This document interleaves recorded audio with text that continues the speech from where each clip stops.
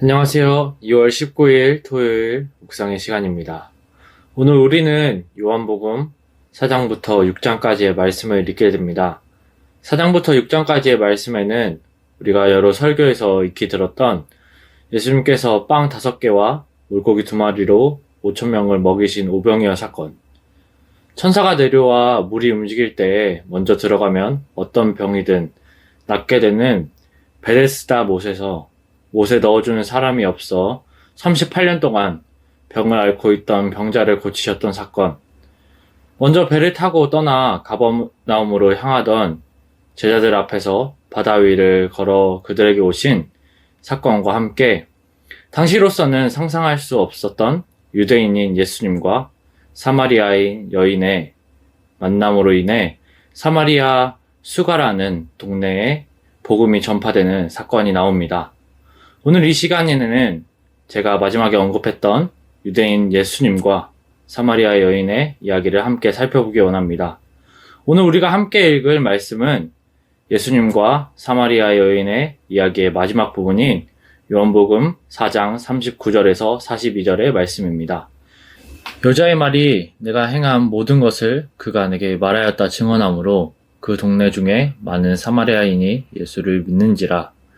사마리아인들이 예수께 와서 자기들과 함께 유하시기를 청하니 거기서 이틀을 유하심에 예수의 말씀으로 말미암아 믿는 자가 더욱 많아 그 여자에게 말하되 이제 우리가 믿는 것은 내 말로 이남이 아니니 이는 우리가 친히 듣고 그가 참으로 세상의 구주신 줄 알미라 하였더라.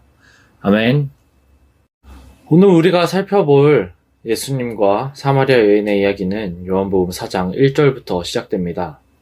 예수님께서는 유대 땅을 떠나 갈릴리로 가시고 그 가운데 사마리아 땅을 지나게 되십니다. 해가 쨍쨍한 때학볕에 오래 걷기도 하셨고 피곤함도 몰려오셨던 예수님께서는 한 우물 곁에 앉으셨는데 이 우물은 야곱의 우물로 야곱이 요셉에게 준 땅과 가까웠습니다.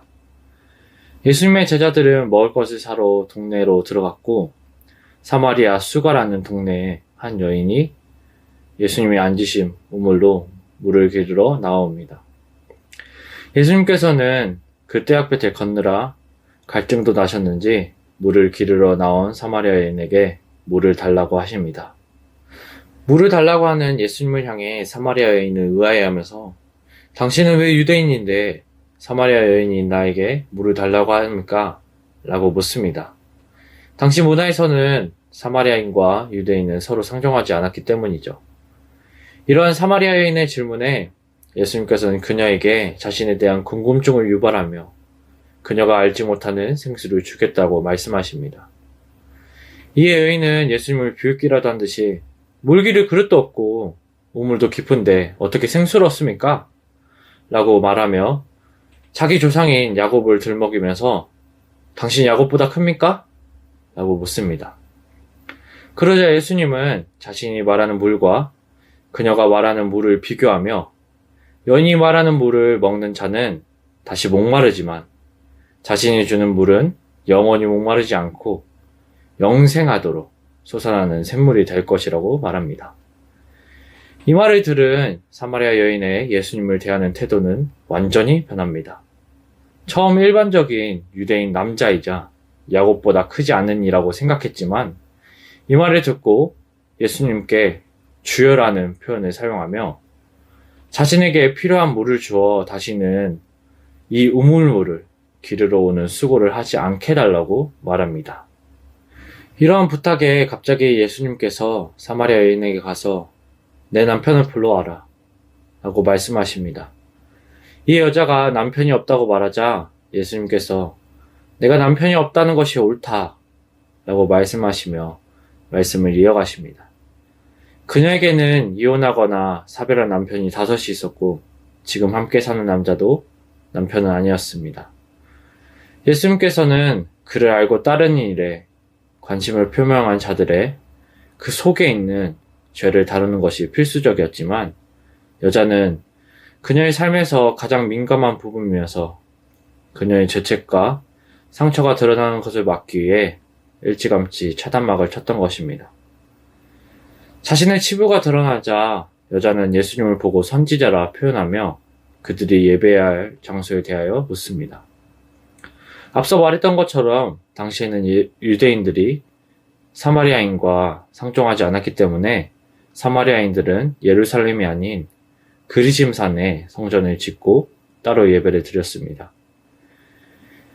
이러한 사마리아 여인의 질문에 예수님께서는 그녀에게 위로부터 나지 않고 성령으로 나지 않는다면 하나님 나라를 볼 수 없고 하나님을 참되게 예배할 수 없다 라고 말씀하시며 예배의 장소보다 더 중요한 부분을 말씀하십니다.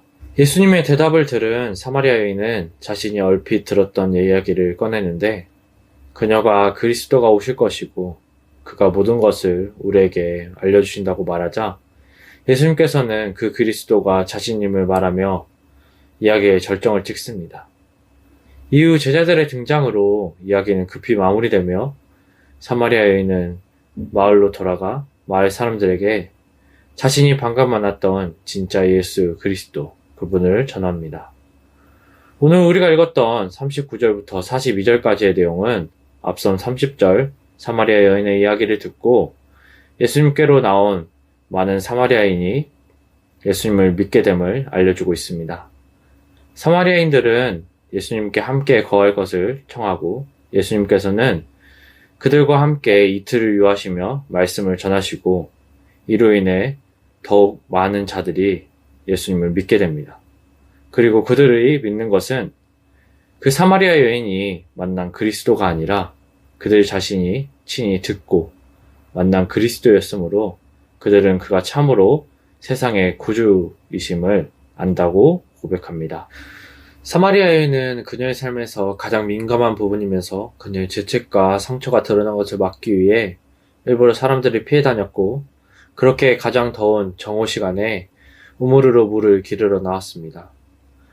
하지만 그곳에서 자신에게 영원히 목마르지 않는 샘물을 주실 그리스도 예수를 보았고 그녀의 삶은 완전히 변화되어 자신이 부끄러워 나아가지 못하던 자신의 마을 사람들에게 나아가 자신이 본 예수 그리스도를 전하였고 결국에는 그 마을 전체 사람들이 그녀가 믿은 예수 그리스도가 아니라 자신들이 직접 본 예수 그리스도를 믿게 되었습니다. 우리 안에도 사마리아 여인처럼 우리의 삶에 가장 민감한 부분이면서 남들에게 보여주기 싫고 힘든 부분들이 있을 것입니다. 나의 신체적 약점이 될 수도 있고 어린 시절 안 좋은 추억들에서 비롯된 것일 수도 있습니다. 하지만 오늘의 말씀처럼 예수님 앞에서 이러한 것들은 아무런 소용이 없습니다. 그분이 영원히 목마르지 않는 샘물을 주신다고 하시는데 여러분 망설이시겠습니까? 나에게 이러한 약점이 있는데 나에게 이러한 트라우마가 있는데 하면서 머뭇거리시겠습니까? 예수님은 우리 안에 영원히 목마르지 않는 샘물을 흘러보내고 계십니다. 마음문을 닫아 막지 마시고 마음문을 열어 영원히 목마르지 않는 샘물을 누리시는 여러분이 되길 소망합니다. 말씀을 마치며 오늘의 이야기를 주제로 한 찬양을 소개드리고 싶습니다. 바로 CCM 가수 김보규의 나는 사마리아 여인에게 말을 건다라는 찬양입니다.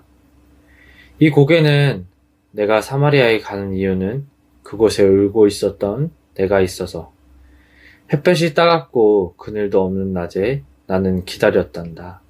내가 내게 오기를 이란 가사가 있는데요.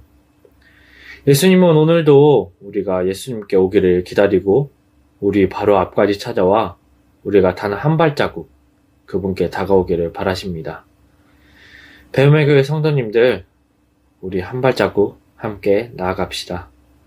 제가 기도하겠습니다. 하나님, 오늘도 부족한 종을 통해 말씀하심에 감사합니다. 숨김이 많고 만나기를 꺼려했던 사마리아 여인이 영원한 생명수이신 예수 그리스도를 만날 때 그녀의 삶이 완전히 변화되었습니다. 우리 배움의 교회 성도님들 안에 아직도 주님 앞에 나아가기를 망설이게 만든 것들이 있습니까? 마음문을 온전히 열지 못하게 하는 것들이 있습니까? 오늘도 우리를 기다리시는 주님 앞에 모든 것 내려놓고 영원한 생명수이신 예수님과 함께하는 경험을 하기를 원합니다. 주님 인도하여 주시옵소서. 주님 사랑합니다. 감사합니다. 예수님 이름으로 기도드렸습니다. 아멘.